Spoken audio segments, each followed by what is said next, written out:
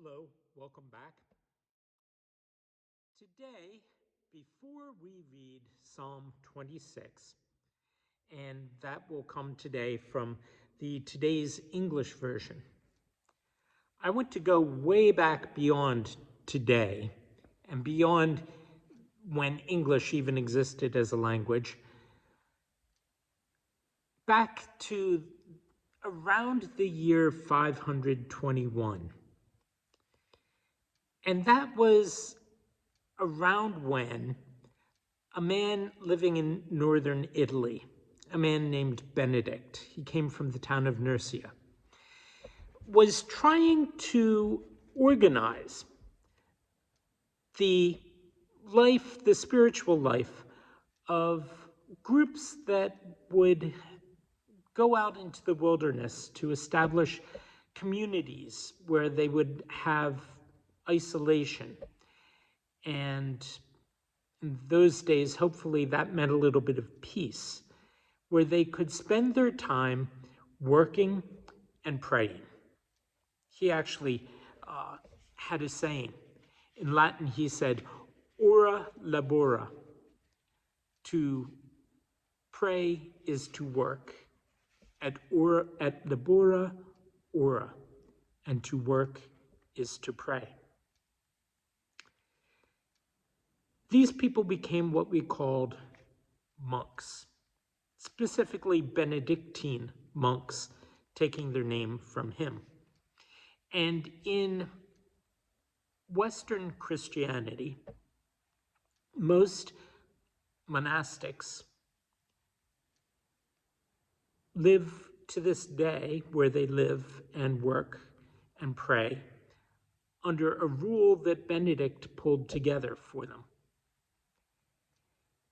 In this rule that guided every aspect of life, there were set hours of the day and of the night that they were to spend together in prayer. And that meant for them chanting the Psalms. The regular times that they got together, some of them became part of our own way of thinking of things and our own way of marking off the day. Even secular people, the monks would chant their midday prayers at a service called nones. In English, noon. And we all know the nursery rhyme. It exists in German and French and in English, about a lazy monk who had trouble getting up in the morning. His name was, must have been French, because most of us know him as Frère Jacques. Frère Jacques, Frère Jacques, Friar Jacques. Dormez-vous?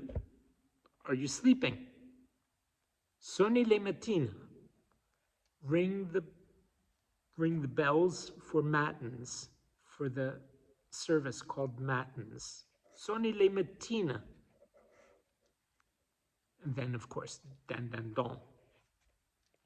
In German, it's Bruder Martin, Brother Martin.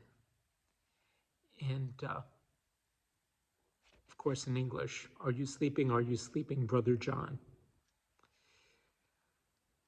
Which is easier to pronounce than Jacques. But all of that aside, Benedict was intent on keeping the monks from becoming lazy about anything, but especially about their attention to the Psalms.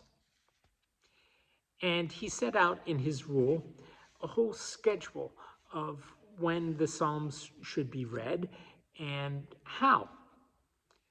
So many at the evening service, so many at the night service, so many at the morning services.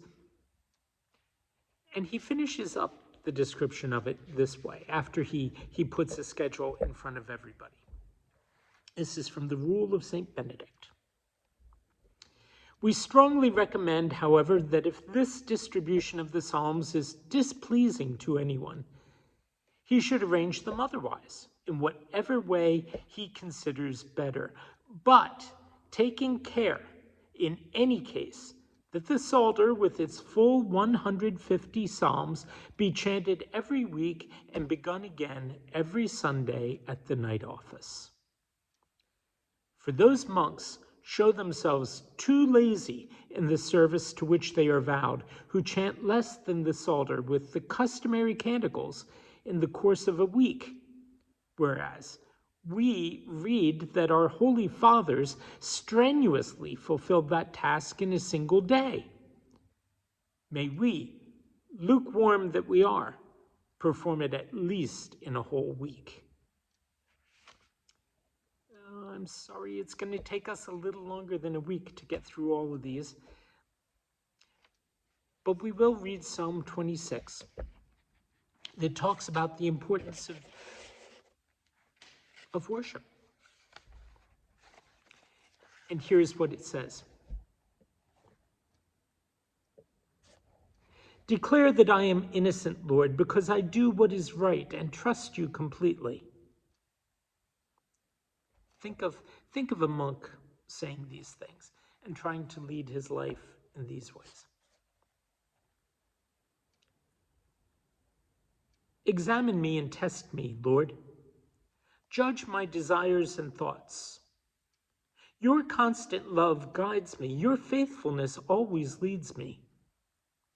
I do not keep company with worthless men. I have nothing to do with hypocrites. I hate the company of evil men and avoid the wicked.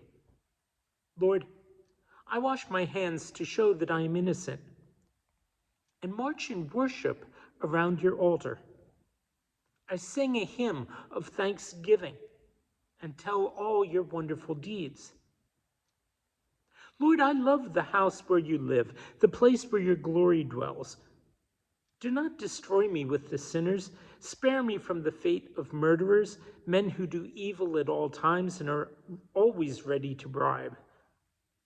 As for me, I do what is right. Be merciful to me and save me.